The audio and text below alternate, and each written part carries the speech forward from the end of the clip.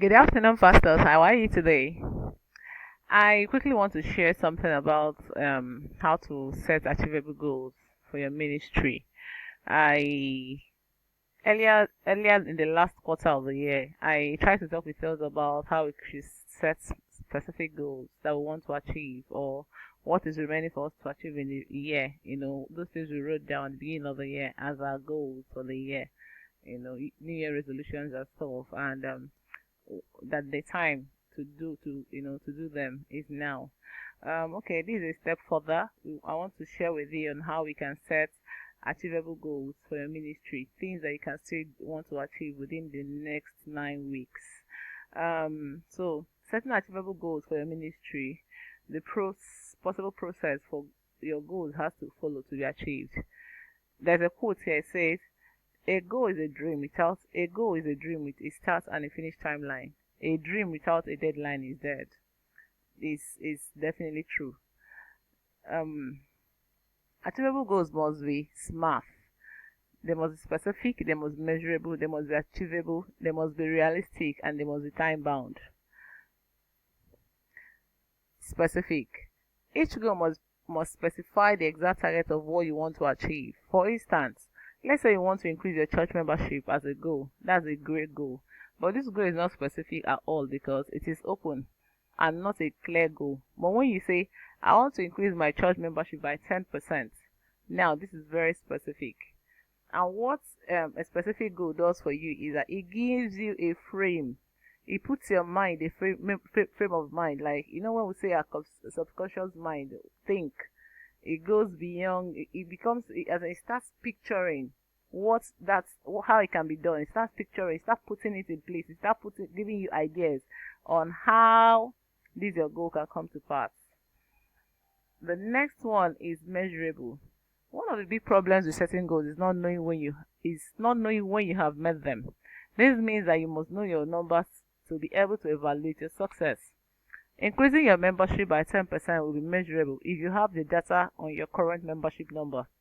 If you are able to determine how long it took you to reach where you are and your increase rate. Sometimes when I meet some pastors, I'll be like, what was your first timer's record in the past 3 months? They'll be like, sorry, that they don't know. They need to ask the follow-up team. Really?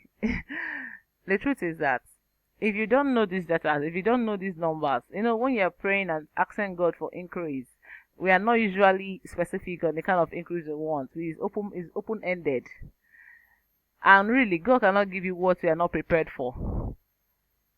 That's how it works. So let's say you want to increase membership by 10%, you should be able to know your current number.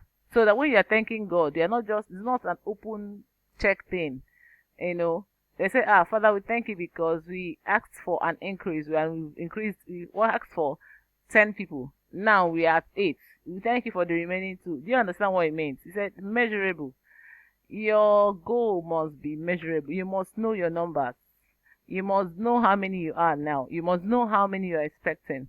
You must know when the numbers has increased and when they are not increasing. When it's measurable, it also help you to know that, these things we are doing in order to get this done, but it's not working. And you look for the next one that is working. That will work rather. Your goal must be achievable. A goal that is within your reach increases your motivation level, especially if shared among your vision helpers. If you want to increase membership growth by 50% at once, your conscious mind will see that goal as impossible to achieve. And you will give up before you begin because your present number might have taken you some time.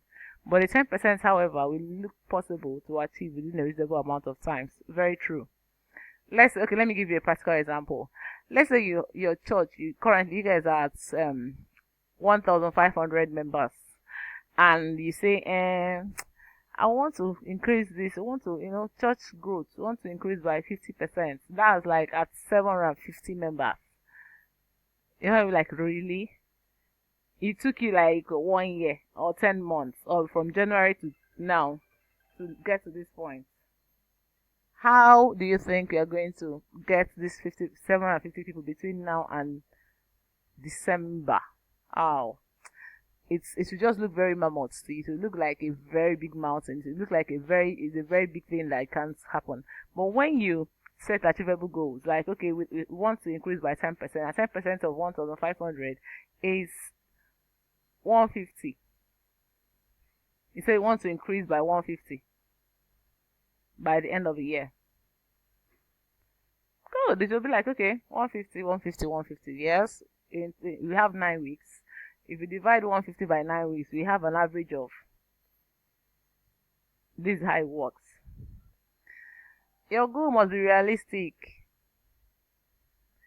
A realistic goal is one that you have the resources, the skills, the manpower, the process. You have a specific targeted audience and you have the will to get the job done. Then we say that goal is very realistic. That's how it works. So let's say with our current example, we're saying that if you want a 750 member, which looks very unrealistic, because between now, let's say, unless you have the resources, now we're saying realistic. If you have the resources to do a mega crusade or something, or mega outreach, you have the skills of what it takes. You have the manpower, you have the teams in place, you have the resources, you have the money, you're going to do media, you're going to do flyers, you're going to do posters, you're going to look for resource persons, you're going to look for teams, ushers, think of them, what it means to hold a crusade, and you have a target of 750, and you have like 9 weeks to do that. That's how, so a goal has to be realistic when all these things are in place. So how are you going to achieve a goal if how realistic is that your goal if you don't have the resources, you don't have the manpower, you have only 5 members of your team or leaders. You have 5-member team in your leaders. It's not going to work. It's not going to work. So your goal is realistic when you have the resources, the skills, the manpower to achieve that goal that you set in place. Time bound. SMART goals are written with a time frame and an end in mind. Increasing your church growth membership by 10% by the end of a year provides a time frame and a deadline of 31st December. Increasing your church growth membership by 10% by the end of the year provides a time frame, and a deadline of 31st December comes to your mind. If you don't have a deadline, the goals become too vague and target unclear. Time can serve as a motivating factor in achieving your goals.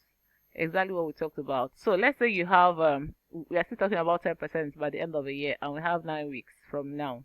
So in 9 weeks, we are saying that you have to win a 150 souls by 31st December. Now, what it means is that you have to now break it down. You know that you have 9 weeks. You have to divide the weeks you have by the number of souls you need. You know that on the average, you have to do an average of 15 or average of 20 souls per week.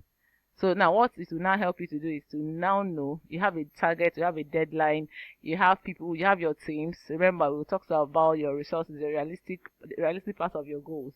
So it means that your process, your resources, everything are in place.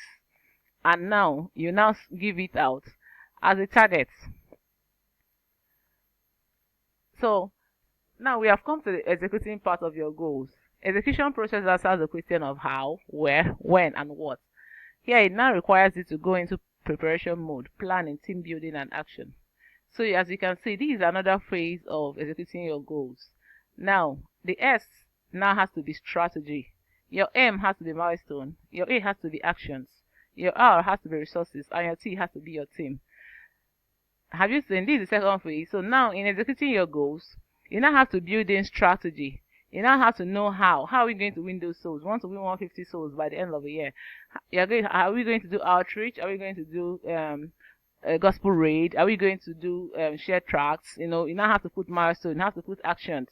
Is it going to be by every Tuesday? Is it going to be? You now put your resources. How much do we need? How much do we need to print flyers? How much do we need to do this, do that? What's the mobilization fee like? So, and your team. You now say, okay, we have this team, or we need the evangelism team to work with prayer department. We need these people. We need these people. These are now the team. If you don't have them, this is now the time. If your preparation, you have to build the team that you need. You have to build your follow-up team. These are people that you need to be able to achieve your goal. Thank you for watching. I pray that God will bring the increase as he puts in the effort in doing his business. And in our next video, we'll discuss our action plans and the tactics. Thank you.